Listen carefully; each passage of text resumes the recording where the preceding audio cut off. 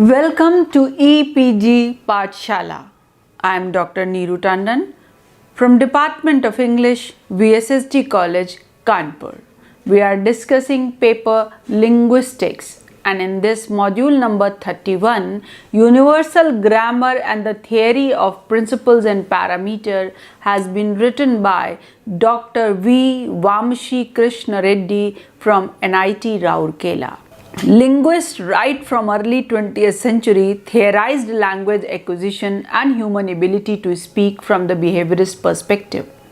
They therefore argued that language learning is similar to any other kind of learning and it could be substantiated by a series of trials and errors. Children, they acquire mother tongue, or we know it by other name, that is L1, by simple listening to, repeating, and most importantly, imitating the adults around. Hence, imitation is constituted as fundamental premise on which any language learning is played on. We have seen that when child acquires a language, it's not that he only just acquires particular words. He acquires the pattern also. He acquires the particular stress, rhythm, intonation, practices used by elders around him or her. So that's why imitation is something very important, and this is how at initial level child acquires that language. However, this behaviorist perspective is contested at a later stage by the American linguist Noam Chomsky. For Chomsky, acquiring language capabilities cannot be deduced to mere formulating a stock list of responses to stimuli, because each sentence that anyone develops can be completely new combination of words. Language is regulated and governed by a number of rules, conventions, and principles, especially those of syntax that decide the order of words in sentence. We all know that syntax or the order of words is different language to language. Whatever system we have in Hindi language, we have different system in English language.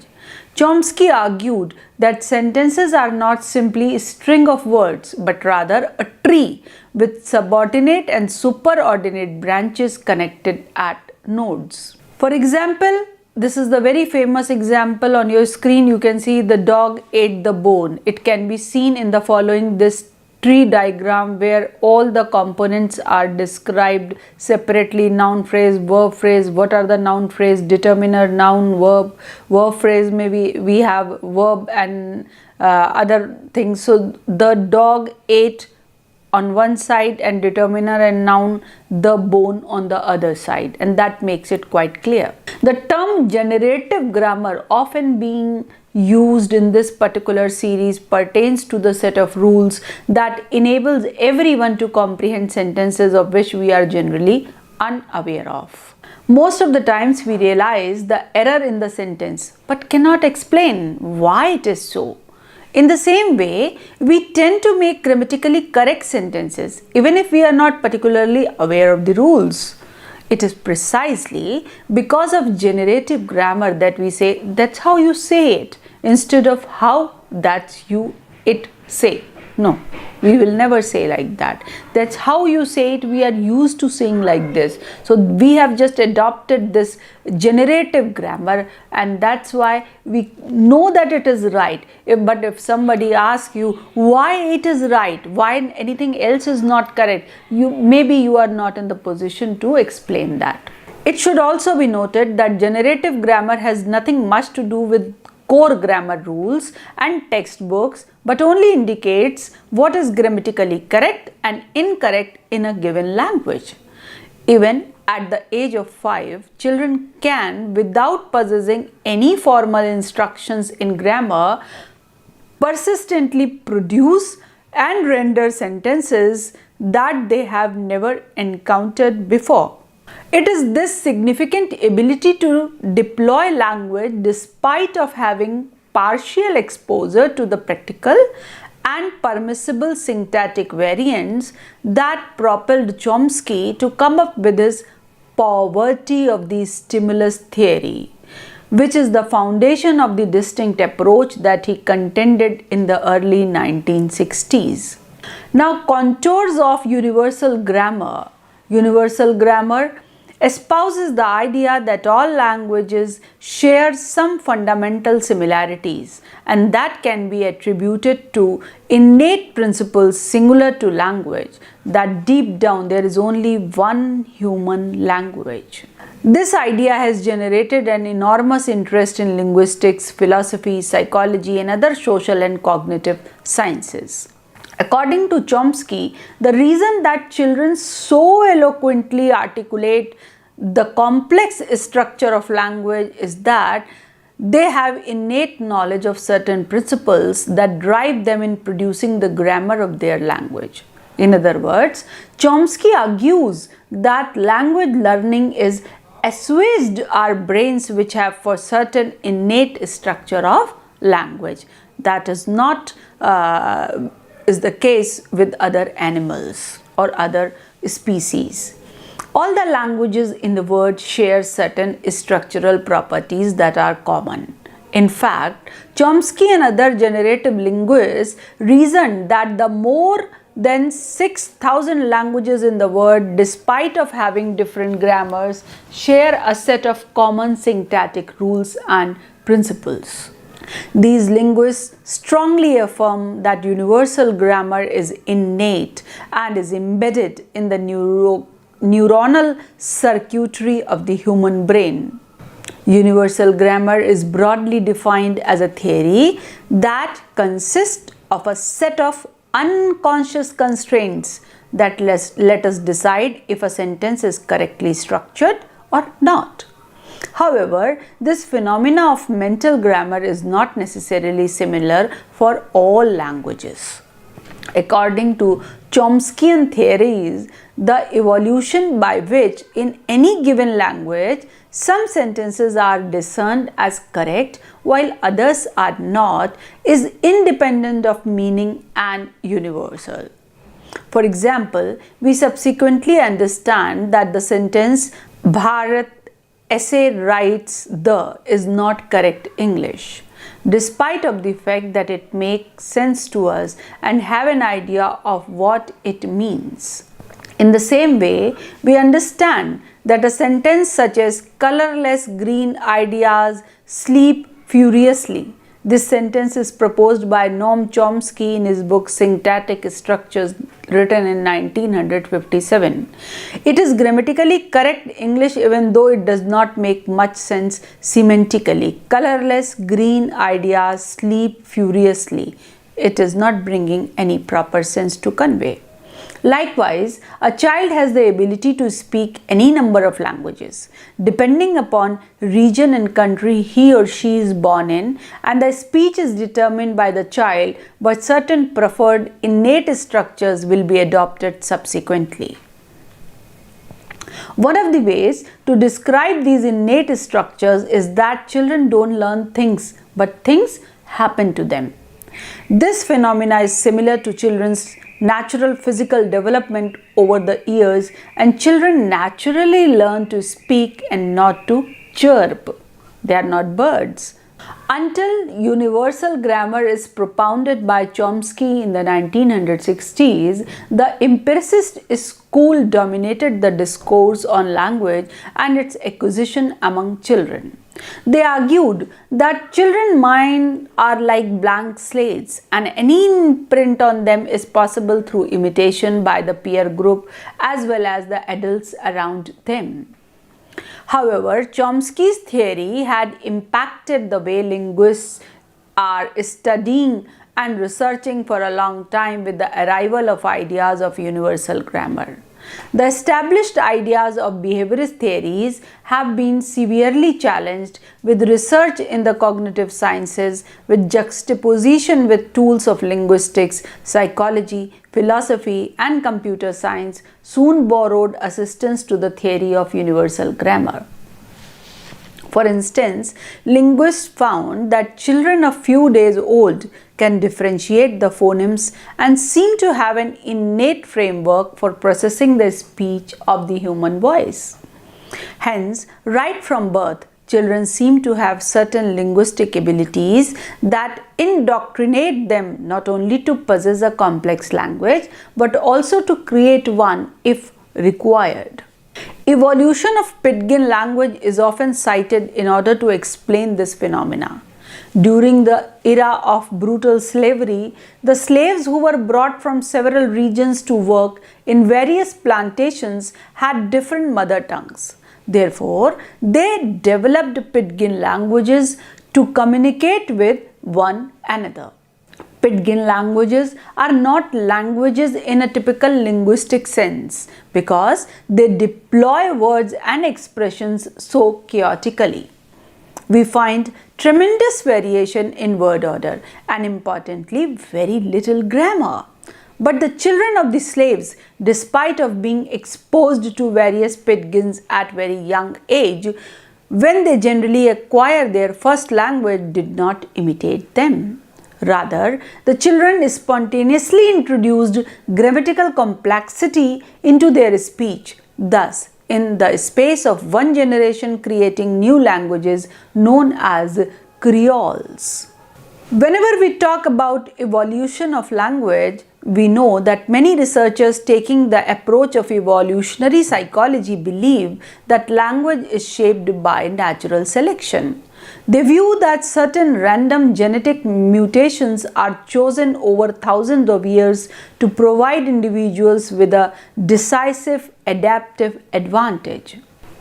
But Chomsky disagrees that our linguistic faculties are possessed or as having originated from any particular selective pressure, but rather as a sort of different kind of accident. As part of universal grammar, recursion is formally developed, not to assist us to communicate, but rather to aid us to figure out other problems interconnected. In things such as social relations and numerical quantification, humans are not capable of deploying complex language until recursion is attached with the other motor and perceptual abilities required for this very purpose. At this juncture, Chomsky and his followers argue that there is nothing to suggest that this connection is achieved through natural selection. They strongly espouse that this phenomena is the result of some kind of neuronal reorganization. When we talk about theory of principles and parameters, we know that the fundamental premise of principle and parameters theory is to distinguish the invariants of human language, the principles from the major point of cross-linguistic variation, and the parameters. Both principles and parameters are considered to manifest innately determined and biological characteristics of the human brain. In the normal course of child growth, principles and parameters diverge distinct ways. The principles components seem to function in much the same way in all children with minimum sensitivity to their milieu, while the parameters take on unique values as a function of the child's linguistic input. The term parameter is usually held for points of restricted variations. The principles and parameters framework also recognizes that languages vary in ways that are relatively unconstrained by universal grammar. The origins of this framework addresses two fundamental issues of modern linguistics. One, what exactly do you know when you know your native language? And secondly, how did you know it? A satisfactory and probable answer to such questions must address the poverty of the stimulus, which also includes the reality that children are not constructively rectified when they make grammatical errors. Despite of the presence of poverty of a stimulus, at the age of 5, we discover uniformity of success at language acquisition.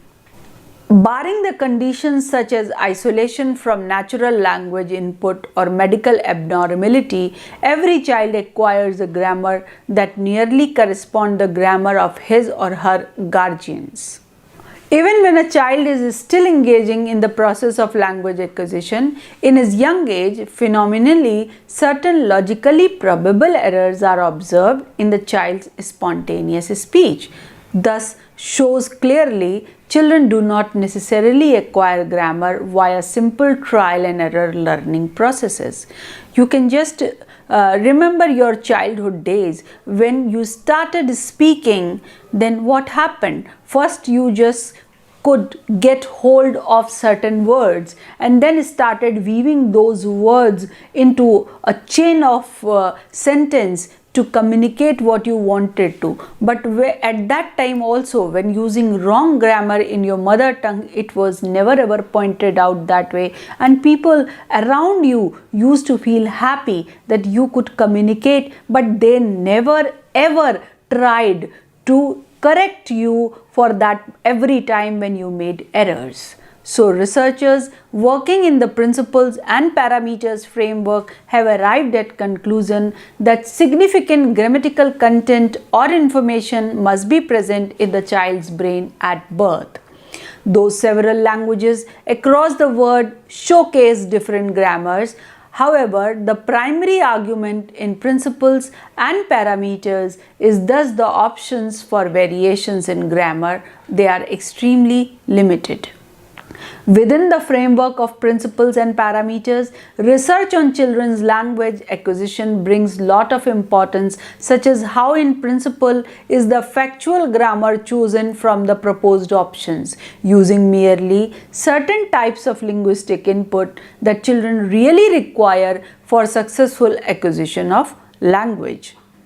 Language acquisition belief within the principles and parameters framework dwells in testing the acquisition prediction of projected linguistic principles. Chomsky is one of the most popular public intellectual at this moment. However, there are many scholars who contested his ideas and theories, but both his universal grammar and principles and parameters theory is immensely discussed and debated. Let us look at some of the criticism that is aimed at his work. Chomskyans continue to affirm that language is pre-organized, I quote, pre-organized in some way or the other within the neuronal structure of the human brain, and that the milieu only constructs the configuration of the network into a specific language around him. However, biologists such as Philip Lieberman, for instance, argues that language is not an instinct encoded in the cortical networks of a language organ, but rather a learned skill based on a functional language system distributed across numerous cortical and subcortical structures of a human child. Even though Lieberman recognizes that human language system is by far superior and the most sophisticated form of communications in the world, he does not agree that it is substantially different form as Chomsky proclaims. Apart from Lieberman, Terence Deacon and other researchers have exhibited that it is the neural circuits of the system but not certain language organ that controls or constitutes a genetically permeated set which commands the possible components of a language. Another theory that attempts to bring a substitute to Chomsky's universal grammar is generative semantics, progressed by linguist George Lakoff. While contesting Chomsky's theories, Lakoff demonstrates that context, semantics, and other components can come into play in the rules that command syntax. Moreover, metaphor, which is considered by early researchers as a mere linguistic device, turns for Lakoff a theoretical construct that is fundamental and essential to the development of thought. Chomsky's theory of universal grammar provides a path-breaking idea that substantiates as how languages work and how do they constitute certain components, how are they so innate in every human brain, and how does this innateness bring out certain principles and parameters in language acquisition of children. Even we also consider it a question that how it is possible that a child taking birth in a particular area, particular country, particular region learns a particular dialect, and when a child is there in other circumstances, he is so much influenced by circumstances and the people around him that his language learning ability is just changed dramatically. So whenever we just think about it, usually we don't think about it because it is so natural around us that we take it normally, but whenever we think about it, we just come to know how it happens, and then these theories, these researchers and the researches made by them show us the path how and why these things happen. To conclude, we can say that Chomsky, considered as the father of modern linguistics, his theories had great impact on modern linguistics and learning of language. He made a study of linguistics and the theories thoroughly as a scientific one. Because of his work, because of his theory, we say that linguistics is a scientific study of language. Whatever he propounds, he has certain observations and certain things to prove in a scientific way. So that's why whatever theories he has propounded has certain solid background, especially the universal grammar theory. Thank you for visiting EPG Pathshala.